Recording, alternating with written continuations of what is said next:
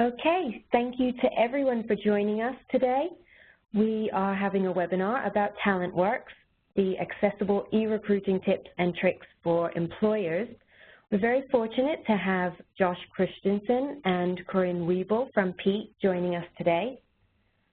Before we get started, we'll just run through some logistics. So during the presentation, attendees are set to mute.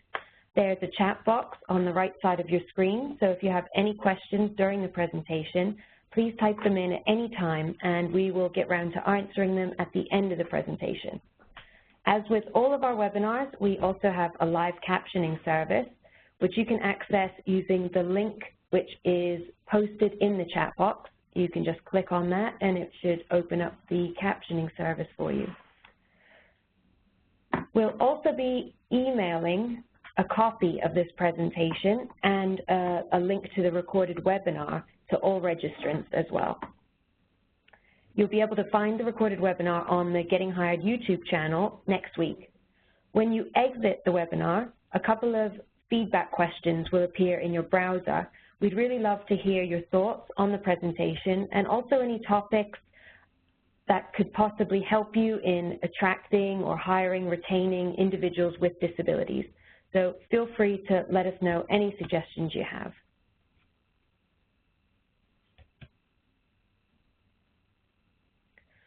So I'll just introduce our two presenters today and give you a little bit of background. Josh Christensen is PEAT's project director who oversees day-to-day activities and strategic initiatives. Prior to his role with PEAT, Josh worked at Deloitte Consulting, leading change management, technology, and human capital initiatives at the Department of Health and Human Services, as well as the Department of Veteran Affairs. While at Deloitte, Josh was lead author of the report Opening the Federal Talent Economy. Prior to Deloitte, Josh served as a career program manager for the Posse Foundation, a college access program focused on diversity and inclusion.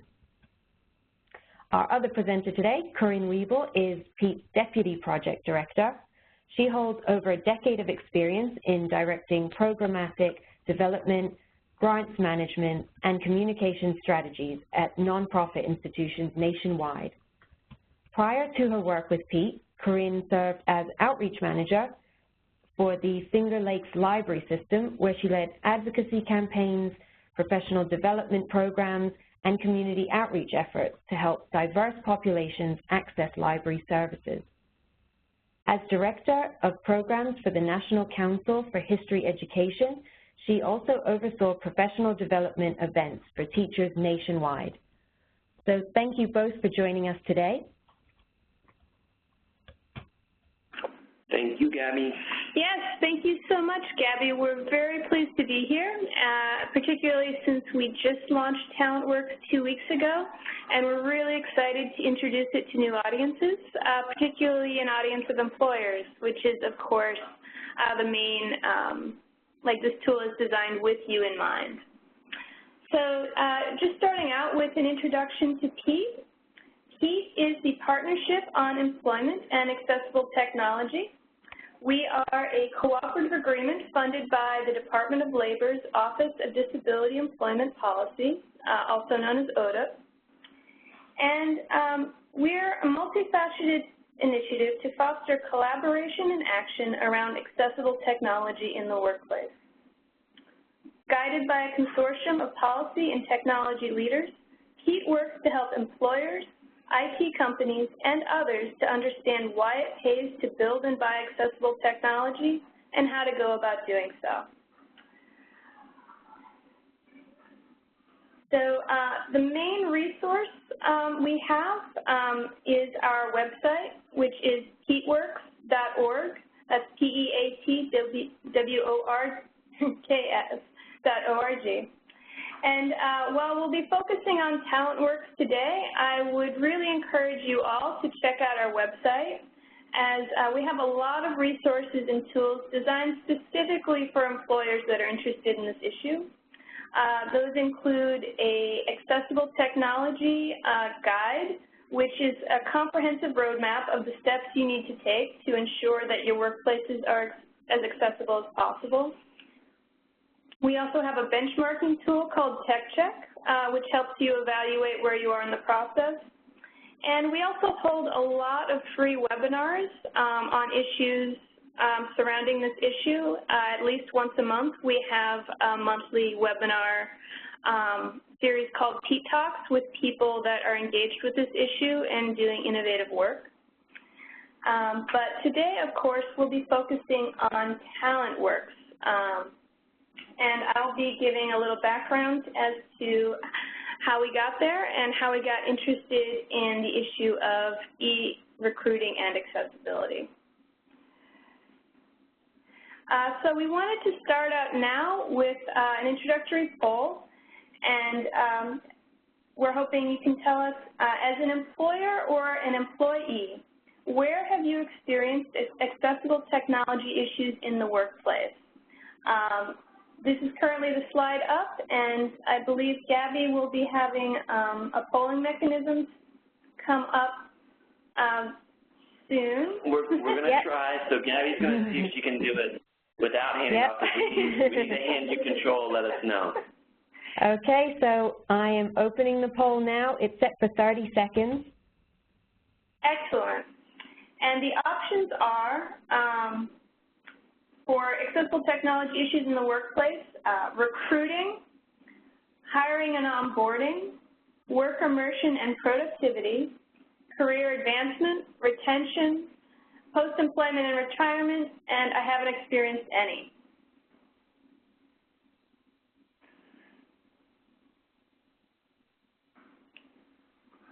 So we'll see how this works. So this is, I'll just jump in while we're figuring out. This is great for us because we have these polls, as you'll see, throughout TalentWorks, but we're using you as a guinea pig because we have captive employers and we really do want to learn what people's feelings and opinions and experiences are on these things. So we'll see if we can get the poll questions in place and have them work throughout. If not, we'll forego, but it looks like it closed, Gabby. Is there anything else, or can we keep moving? Not sure if it displays. So you can, I think as a presenter, you can share the poll results?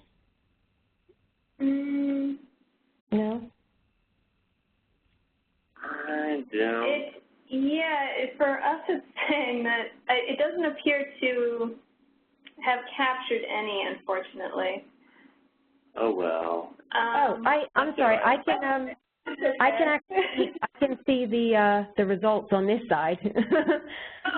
Great.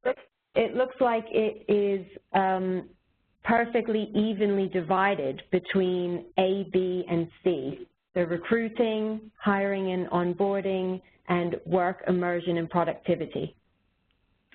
Okay, thank you so much, Gabby. I'm sorry for the technology snafus on our end, but that matches actually our experience. That from what we've heard, and honestly what our kind of research has shown, recruiting, hiring, and onboarding in particular are of the most interest probably to who we've talked to, and where they see the biggest issues, and work immersion and productivity, which is actually kind of the next phase, and we'll return to that question at the end of kind of what resources are involved there. But now these phases that we just talked about, recruiting through post-employment and retirement, are all related to what we call accessible technology and the employment life cycle. So PEAT began about 3 years ago, and when we were first funded to research this issue of how accessible technology impacts employment of people with disabilities and workplaces, we really set out to really map out all of the different ways that accessible technology becomes an issue throughout a workplace and its organizational structure. So up on screen right now, I have a chart showing out this employment life cycle, and the 6 phases are, again, recruiting, hiring and onboarding, work immersion and productivity, career advancement, retention, and post-employment and retirement. And when we first began, we did, kind of think we should start at the beginning, in part because that's where you start, but also because we had, when we thought about our three audiences, and that's employers, employees, and users, of course, and technology providers. Employees, we started out with the idea that the Internet is really the gateway to employment in today's marketplace. That, to hear about jobs and to apply to them, it's really the biggest issue in them even becoming employees in the first place. Employers, of course, are working to widen their talent pool and meet their recruitment and compliance goals. And technology providers want to meet market demand for accessible products. So with that in mind, we started to do some research, and we began with a series of interviews with employers, a lot of advocacy group partners that we have that serve various people with disabilities, and also developers. So exploring this question of what the problems were and the extent to which this was a problem. And in our interview findings, the top issues, the first that we saw again and again and continue to hear about is the issue of simple awareness, that particularly employers are often not aware at all that this is an issue and that it is keeping them from reaching top candidates who aren't even submitting applications, even if they may be interested. But also with technology providers sometimes are also not aware that they could be doing things to make their software systems more accessible. We also saw an issue of a compliance mindset, that employers, if they were purchasing a product that was advertised as accessible, they figured that with boxes checked, without actually checking or testing to see if it was actually usable in practice by, the people applying or using other software. Another issue was we found that employers were often scared or kind of put off by just feeling like it was going to be too much in terms of logistics, in terms of expense, and really fitting in also to just complexity, that this issue was very hard to tackle because they didn't understand all the reasons why it wasn't working and what needed to be done to make it work. Another one is that was kind of surprised us, but an issue of a product being accessible when it left the factory, but then the employer purchasing the product would customize it in some way. Could be something as simple as changing the color scheme to match branding initiatives, but then that color did not meet color contrast ratios. So this issue of people inadvertently making their systems inaccessible, even though it had been designed to be accessible. And finally, kind of related to usability issues, people were not taking the time to test that their products were actually working and accessible before putting them into use. So following these interviews, we got really interested in reaching actual applicants and employees that had dealt with these issues to see the extent to which these problems really were problems. So we wanted to gather hard data. So last year we held a survey over the course of several months nationwide through a partnership with a lot of advocacy organizations in our network that helped us get the word out to this audience. And we did, it was very well received, and we got over 500 responses.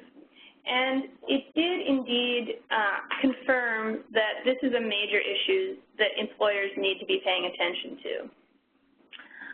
To start out with the job search and recruitment process, One major finding to us was the role of social media is huge in recruiting and in, like both for employers and employees. 50% of survey respondents used social media as part of their job search process. And unfortunately, 37% reported that they did experience accessibility or usability issues when using social media. Now, luckily, social media companies are increasingly interested in this issue as well. We're very happy to report that Twitter recently made a major advance this week, actually. In Facebook. And, oh, yeah. Yeah, well, Twitter's was about, their images will now be more accessible. And that's huge, great news for anybody, especially recruiters, that is using social media, since that is increasingly how people hear about openings. But, of course, there are things that you can do with social media to work around some of those issues, which Josh will discuss later. But in terms of the actual application experience, we also did find the sobering news that 46% of the users rated their last experience applying for a job online as difficult to impossible. And we've also seen numbers elsewhere that are higher, and we think that might be because we reached a pretty tech-savvy audience to begin with, because all of our outreach was online specifically. But of that 46%, further 9% were unable to complete the application, and 24% required assistance.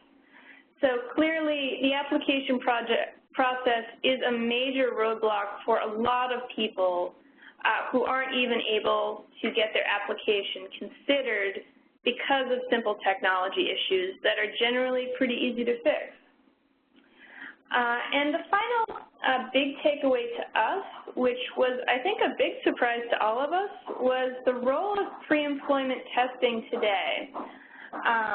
Today, it is extremely likely that if you are applying for a job, in addition to the application, you're going to be asked to do some sort of additional quiz or test. This might be something like a personality test. It might be a skills assessment. But like online applications today, it's almost certainly going to be web-based. Almost 70% of respondents to our survey were asked to complete pre-employment testing. And almost 40% of those said that they experienced difficulties or were unable to complete the testing process. So again, it's not just the application, it's also these additional tests. This survey is, we published the results last fall in a report, and this is available on our website.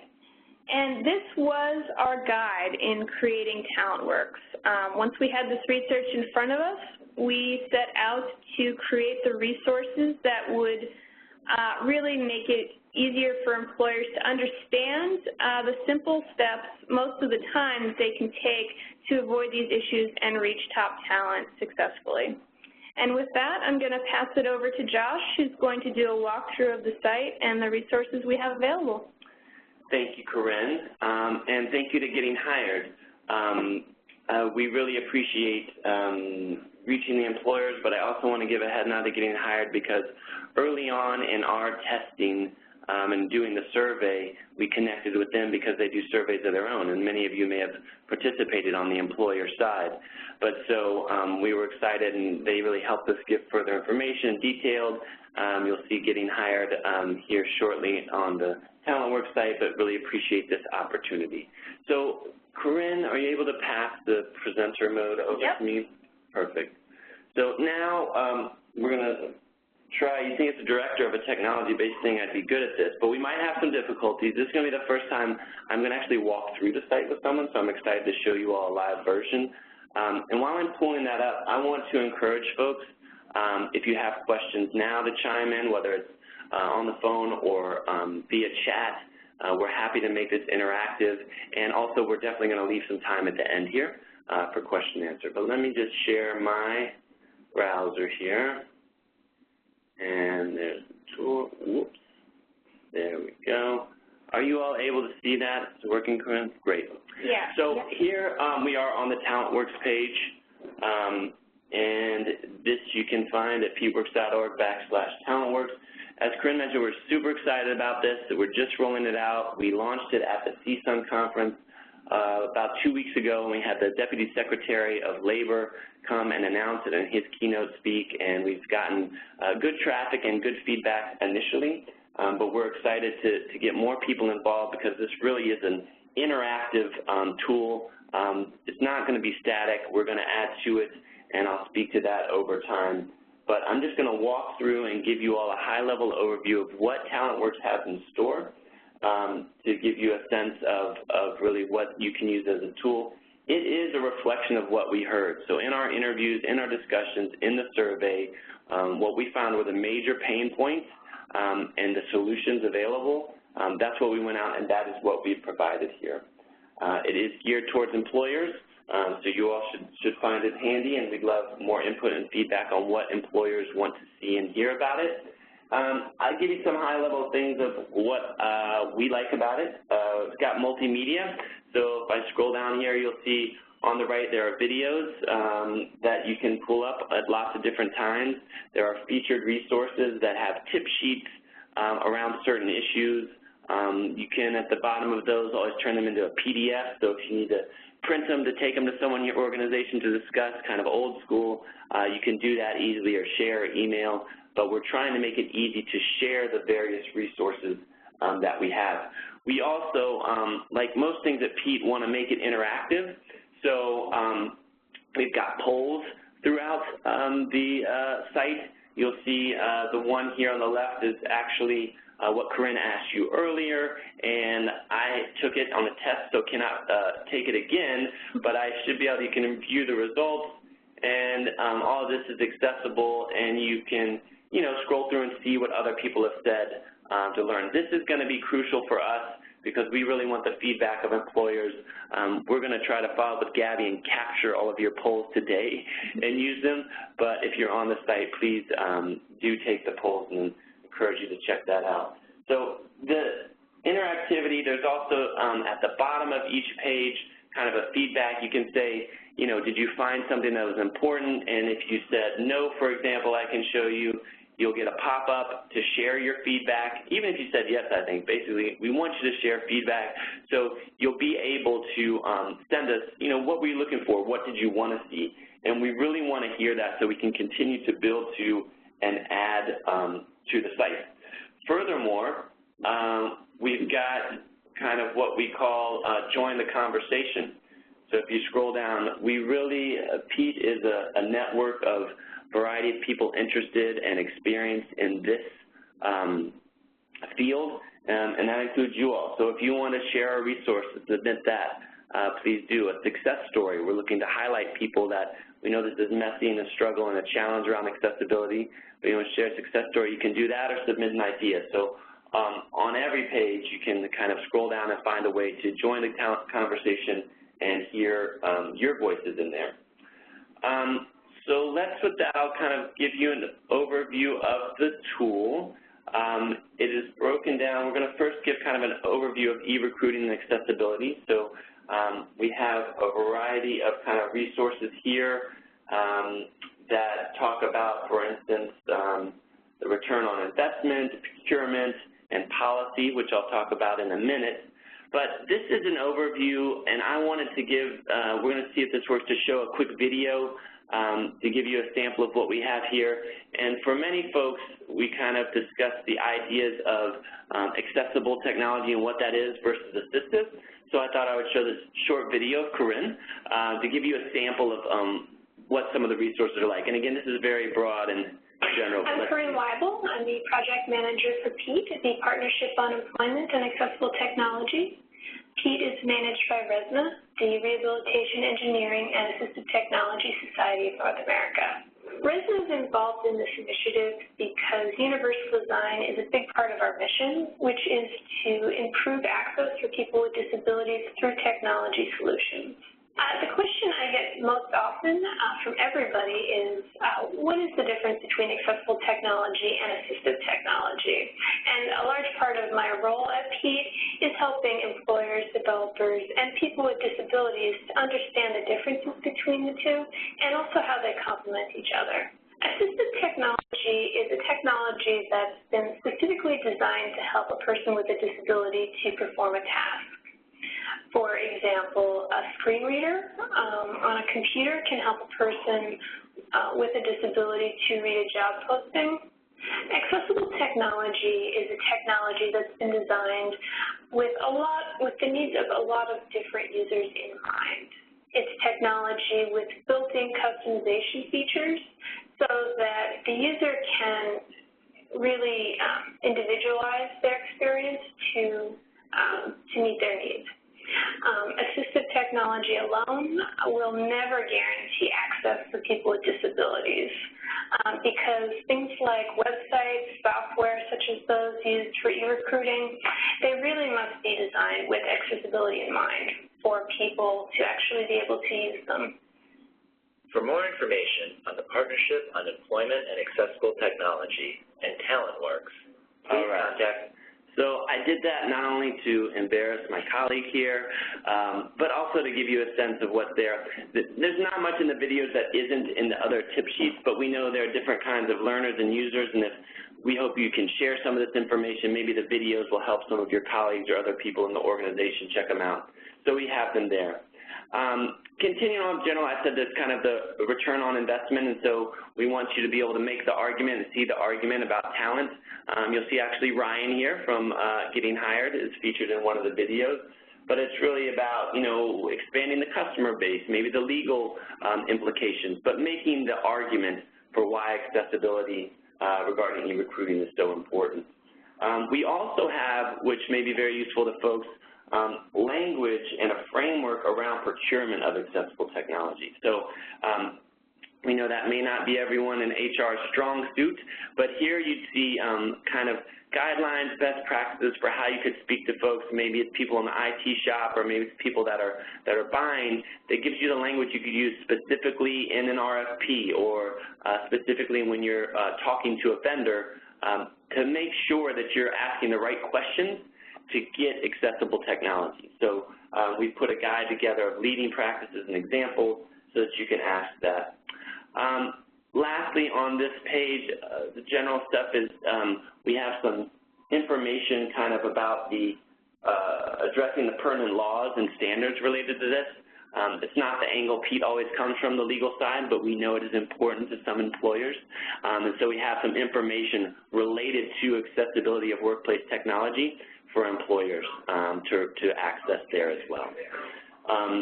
Most of the featured resources are always going to be on the right-hand side, but you can click through and find them.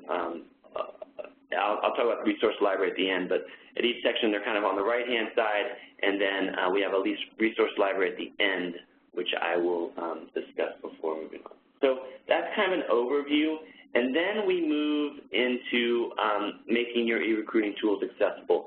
And it's broken down into the three sections, kind of chronological order. So the sourcing component, people that are looking when you're out there recruiting folks and employees, future employees searching for you, the actual online application itself, and then the pre-employment testing, a little bit about digital interviewing that may be useful to folks. So talent sourcing, we discussed earlier, Corinne said, that social media was big in its use, and we have tips and tricks for how to make your use of LinkedIn or other social media a little more accessible to folks.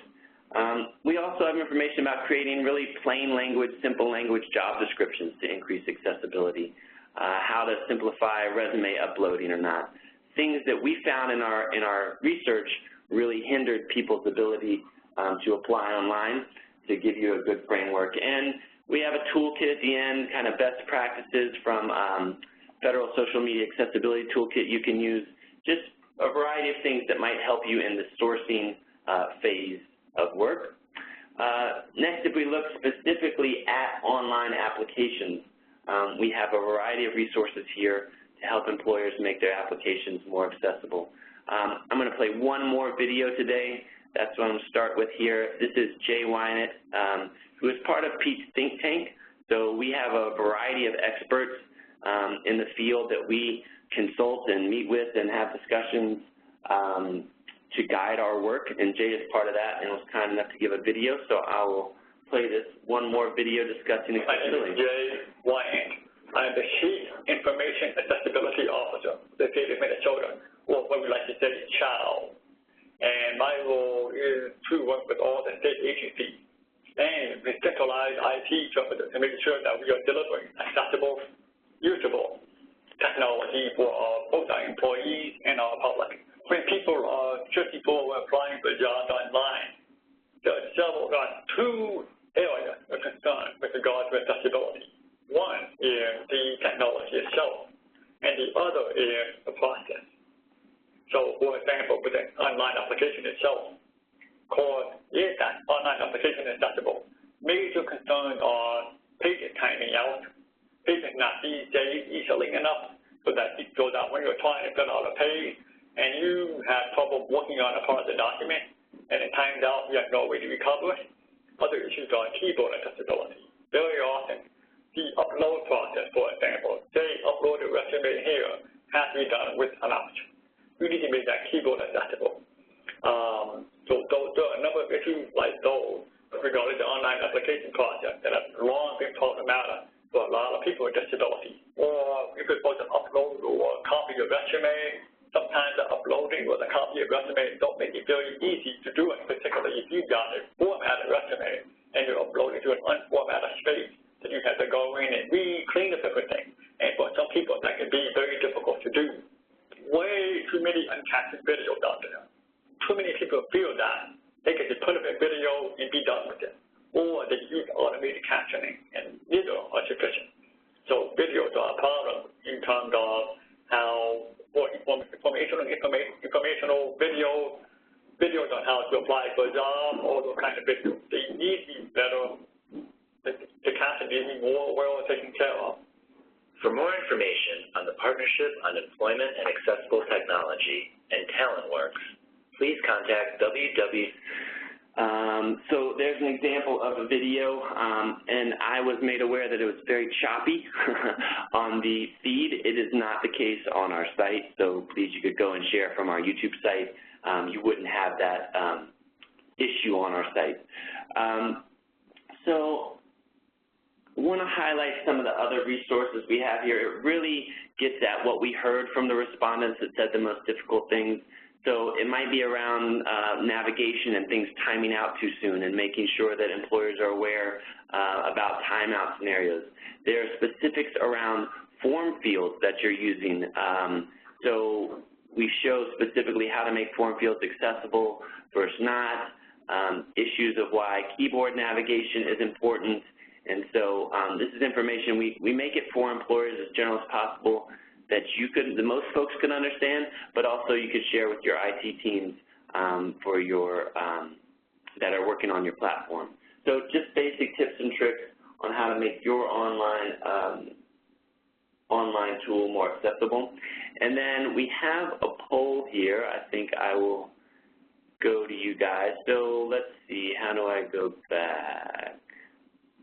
Do I need to? Would you like me to open the poll there, Josh? Yeah, but I guess I need to stop sharing my browser, correct? Let me do that. Yeah. Oh, there you go. There. So should be. And I missed the first one. If I could, Gabby, and I apologize, folks, go back because I do want to capture your experience. The first poll around procurement that asked if we could pull that one up, and I'll just, thank you. So it's about, does your organization have a plan in place to make sure that it is buying technology that is accessible to job applicants and employees with disabilities? Are you seeing it yet? Just 1 second. You should be seeing it.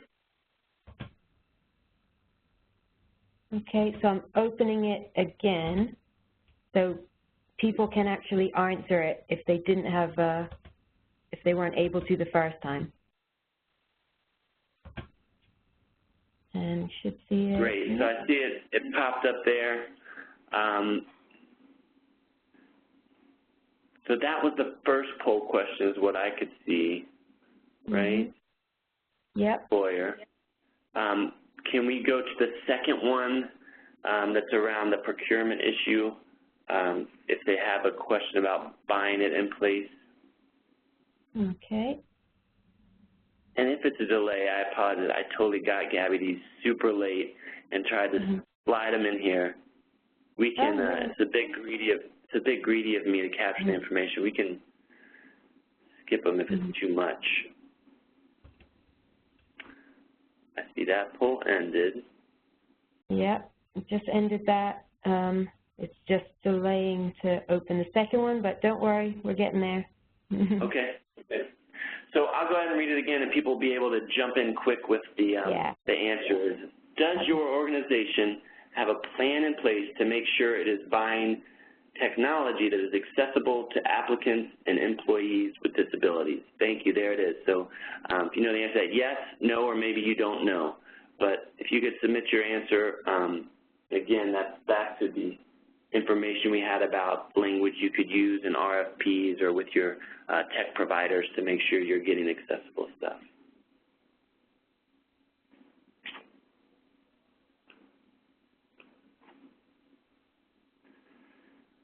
Gabby, it looks like on this one I did not see a time limit.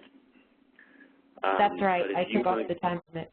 That was good because the first one was fast. Yeah. If you want to go ahead and close it, and if you're able to see or share anything that you're seeing there, you can get a quick pulse of what people have. Okay. It's just in the process of closing. Sure.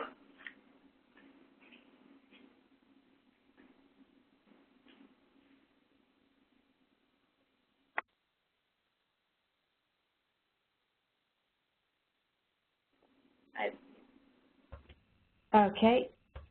Can you see the results there? I'm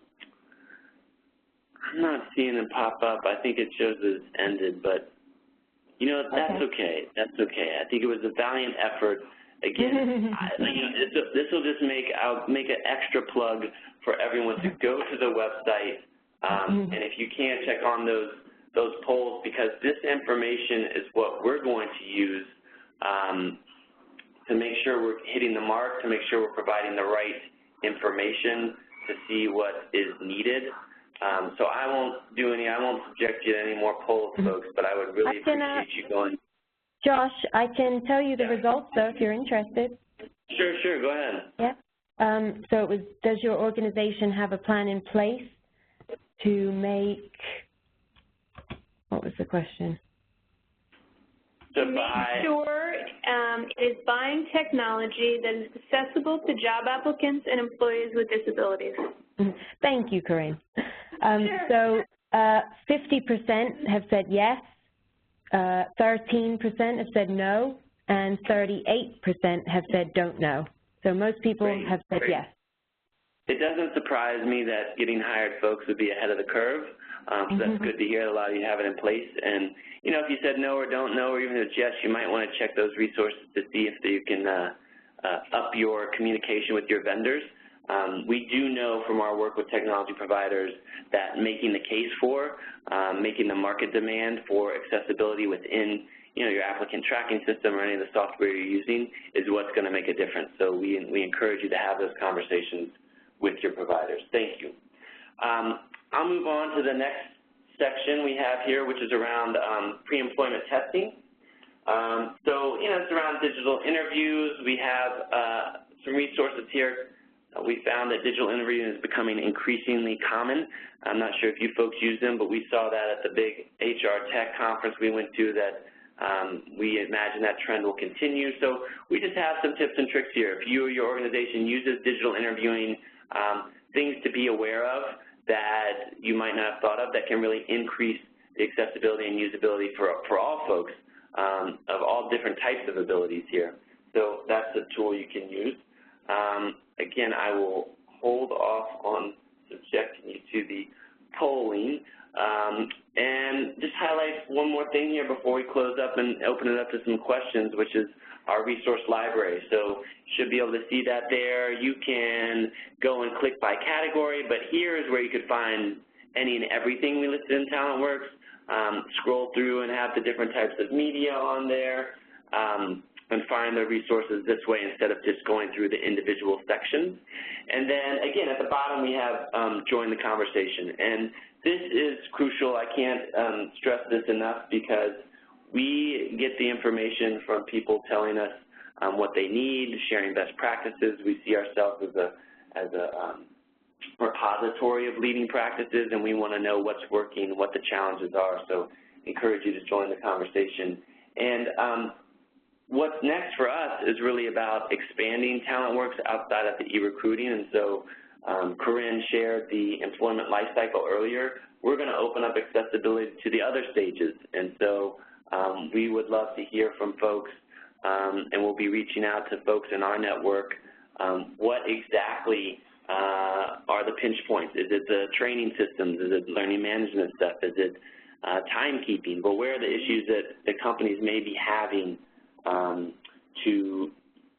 that they need to increase their accessibility, and what are the resources maybe they can share or we should share with the broader public? So that's going to be coming out soon. You can, I'll make a little plug here down at the bottom that says join our newsletter. We have them every couple of months, tips and tricks that can be helpful, and if you engage in our network there, you'll be kept abreast of what we're doing around expanding TalentWorks into the rest of the employment lifecycle. So I would encourage you to subscribe there. I will, before we open up to the question and answer, make a plug. We have, as soon as this is over, well, I guess about an hour, at 2 o'clock today, Eastern Standard Time, we do have a Twitter chat. Every first Thursday of the month, we have a Twitter chat at 2 to discuss an overlap of innovation and workplace technology. And it always kind of pertains to our webinar, which Corinne talked about, PEAT Talks, which is the third Thursday of every month at 2 p.m. And so this month, what we're talking about is really we have an incredible designer, developer, well-known and renowned, does great presentations, and he'll be talking a little more to the technical side. So if you have technology folks on your team and it's specifically about online job applications, so how to make it online job applications accessible, so getting at some of those form fields, the radio buttons, the navigation tools. So if you want to get people on your team aware of it, please check that out and join us every month. Yep, and I just want to add that for the Twitter chat today with Denis, where he will be answering questions directly, you can follow that with the hashtag PEAT Talks with 2 T's, so PEATTALKS. Thank you. Yeah. Great, and we share resources there. We open it up. We have getting a growing following that also shares resources, so would love to add you all to our list. Cool, so I think with that, we'll open it up to questions if there are any. I'm going to, let's see, quit sharing here and hand it back over to you, Gabby, as a presenter. But if folks have questions, whether it's over the phone or chat, we've got a few minutes and be happy to discuss.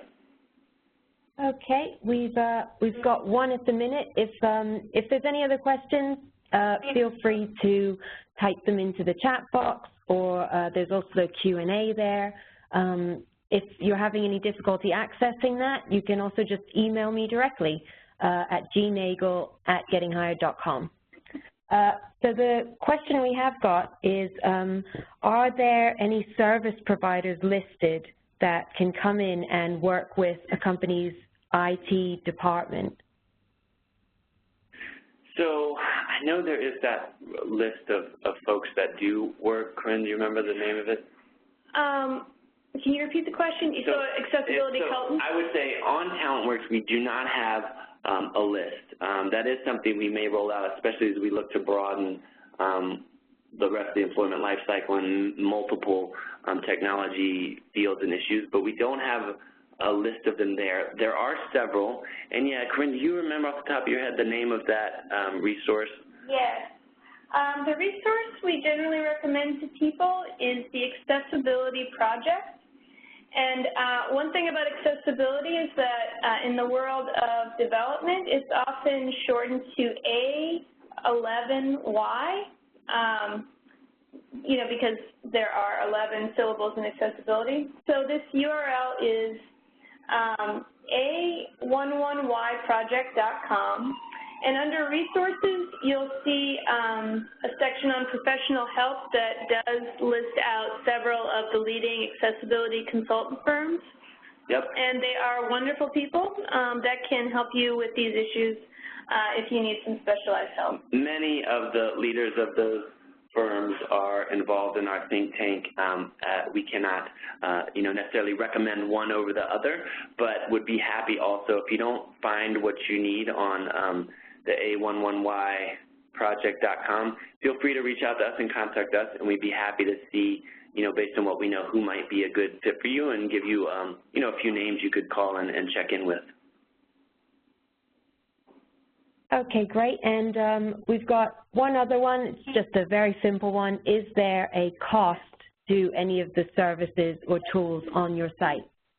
No, never. All of it is free. And it will remain that way, so not at all. And that's kind of why we're set up to be a clearinghouse of free resources that we share, that we can go out and collect and share with folks. Okay, great. Well, there's no more questions for the moment, but we will be sorry, go ahead. No, I was just going to say, Gabby, if folks have them later, or, you know, feel free to share our contact information, or if they write them to you, feel free to reach out to us. Folks, if you think of them later, we'd be happy to answer them. Yes, you can reach us at info@peatworks.org. We're also pretty active on Twitter at PEATWorks, and on Facebook as well, same PEATWorks username. And there are definitely, you know, the website is meant to be pretty interactive. There are a lot of places to share ideas, stories, and contribute there too. So lots of ways to reach us, and we are really always very interested in engaging directly with employers. As Josh mentioned before, the feedback we get from you about what we should be doing and what we should not be doing really does guide our efforts. Yep, and just in that being one of the shops out of ODEP, if it's not within PEAT's wheelhouse, we're happy to connect you with other resources out of ODEP that may be better suited. But Gabby, thank you all, and thank all of you for joining us today. We really appreciate your time. Thank you. Thank you so much for both of you being here. And we will be emailing all registrants a link to this recorded webinar and also the presentation itself. So, you know, as Josh said, if you have any further questions, you are either able to, you know, contact PEAT directly, or if you want to get in touch with Getting Hired, we're happy to pass on any questions as well. So thank you very much, and enjoy the rest of your day, everyone. All right, maybe see you on the Twitter chat. Bye. Thank you.